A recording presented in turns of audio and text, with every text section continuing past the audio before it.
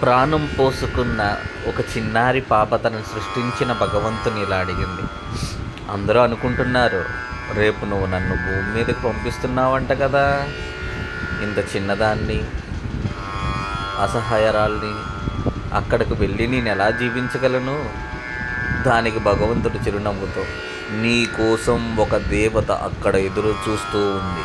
ఆమె నిన్ను చాలా జాగ్రత్తగా చూడటమే కాకుండా నీ కోసం ఆడుతుంది, పాడుతుంది, నిన్ను చూసి నవ్వుకొని మురిసిపోతుంది, నిన్ను ఎల్లవేళలా ఆనందంగా ఉంచుతుంది, నన్ను గుర్తుకు రాకుండా చేస్తుంది. వెరసి నీ ప్రతి ఒక్క విషయంలోనూ తను ఉంటుంది. మరి నాకు అక్కడ భాష రాదు కదా, మాటలు ఎలా అర్థం చేసుకోను, నాకు ఏదైనా ఆపద వస్తే ఎవరు రక్షిస్తారు అని అడిగింది పాప.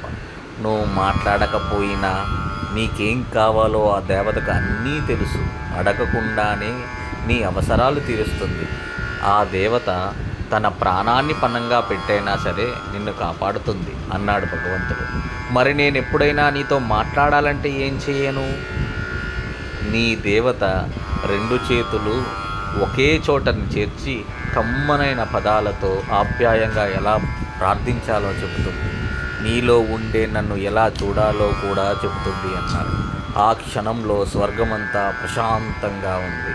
భూలోకం నుంచి వేదనాద ధ్వనులు వినిపించాయి. అప్పుడు ఆ చిన్నారి పాప తొందరపడుతూ, నా దేవత పేరేంటి అని అడిగింది. ఆ దేవత పేరు అమ్మ అని సమాధానం ఇచ్చాడు భగవంతుడు.